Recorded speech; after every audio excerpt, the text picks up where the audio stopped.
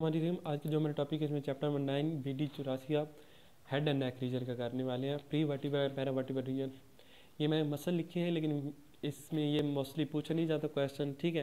लेकिन फिर भी मैंने कहा चलो आपको बता दूं। मसल इसमें क्या जो हमारे पास प्री वर्टिब्रल जो मसल होते हैं वो हमारे पास 4 होते हैं।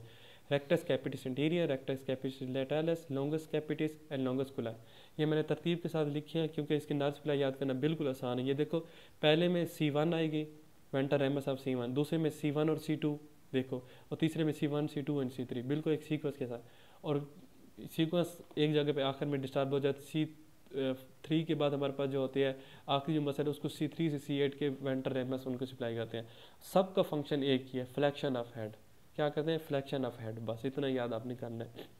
फिर हमारे पास क्लिनिकल है सर्वाइकल स्पॉन्डियोलाइसिस। सिंपल सी बात है, जो सर्वाइकल वर्टिब्रा के दरमियान डिस्क होती है उसके प्रोलैप्स को सर्वाइकल स्पॉन्डियोलाइसिस कहते हैं। कोई ऐसी नई बात इसमें नहीं है, जैसे हमने पहले पढ़ा हुआ था उसी तरह डिस्क प्रोलैप्स, ठीक है।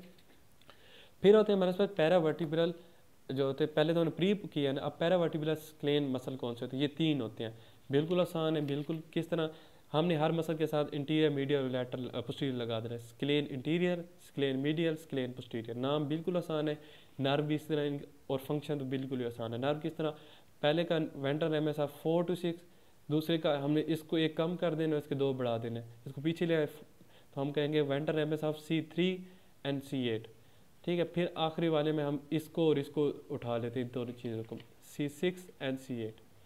बिल्कुल एक तरीका याद करने का क्या है, पहले में C4 एंड C6, फिर अगले में पीछे थोड़ा सा वापस आएंगे C3 एंड C8, फिर इन दोनों को उठा लेंगे C6 and C8 ventral ramus, ठीक है। फंक्शन इनकी क्या है? सब का फंक्शन एक ही है, फ्लैक्शन ऑफ सर्वाइकल स्पाइन। ये याद कर लो, बाकी मजीद जिसने याद करना है तो वो इसको पढ़ ले, वरना इसको याद कर लें। फ्लैक्शन ऑफ सर्वाइकल जो स्पाइन होते हैं उसकी फ्लैक्शन करवाते हैं, ठीक है। अच्छा, फिर हमारे पास क्या होता है? ट्रेकिया। ट्रेकिया हमने फर्स्ट ईयर में पढ़ा हुआ, इसलिए इस पर ज़्यादा वक्त नहीं ज़ाया करेंगे। सिंपल इसमें ये याद करने के कहाँ से कहाँ तक होते हैं। ट्रेकिया जो हमारे पास होता है क्रिकॉइड कार्टिलेज से शुरू होता है एट C6 लेवल वर्टिब्रा, और जाता कहाँ है? जो हमारे पास T5 वर्टिब्रा है उसके अपर बॉर्डर तक होता है। हम कहते हैं ये कहाँ तक होता है? C6 से T5 तक होता है। बस ये चीज़ आपने याद करनी है।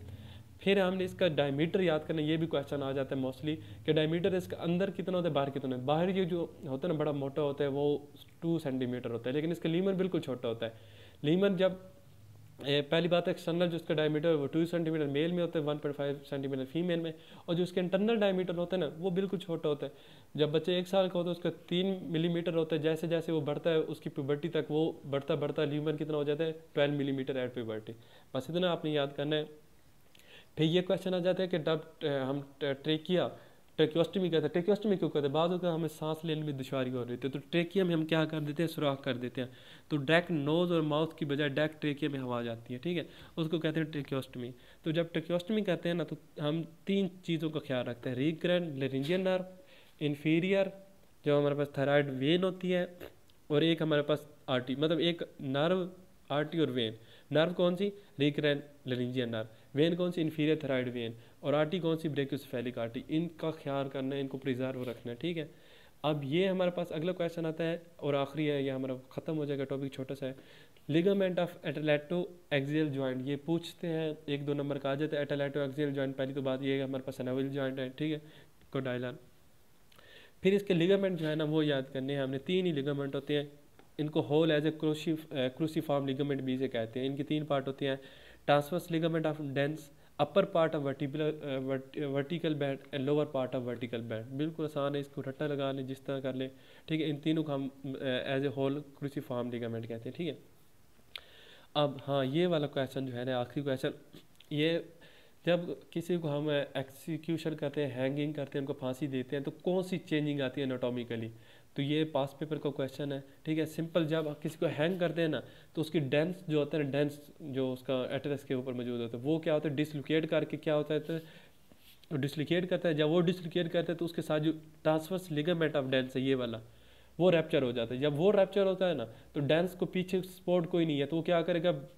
पुश बैकवर्ड करता है, ठीक है। तो डेंस क्या करता है? पुश बैकवर्ड होता है, जिसकी वजह से जब एकदम वो पुश बैकवर्ड होता है ना तो वहाँ पे जो मेडुला ऑब्लिंगेटा का लोवेस्ट नीचे वाला पार्ट है वो, क्योंकि बिल्कुल सर्वाइकल रीजन के साथ होता है, तो वो उसमें क्या होता है हमारे पास इंजरी हो जाती है। तो उसमें इंजरी की वजह से क्योंकि मेडुला ऑब्लोंगेटा वो जगह है जहाँ पे हमारा ब्लड जो जितने भी कंट्रोल सेंटर है, रिस्पिरेटरी सेंटर वगैरह सारे, उसका डैमेज हो जाते हैं तो सांस लेने में दुश्वारी होती है। तो हम तो समझते हैं कि ट्रेकिया को क्लोज करने की वजह से वो फांसी में मरा है, लेकिन असल ये बात होती है कि मेडुला ऑब्लोंगेटा का डैमेज होता है और बंदे की डेथ हो जाती है। ये हमारा चैप्टर 9 कंप्लीट हो गया। नेक्स्ट वीडियो में 10 चैप्टर करेंगे। अगर वीडियो अच्छी लगी है तो चैनल को लाइक और सब्सक्राइब कर दो। Thank you.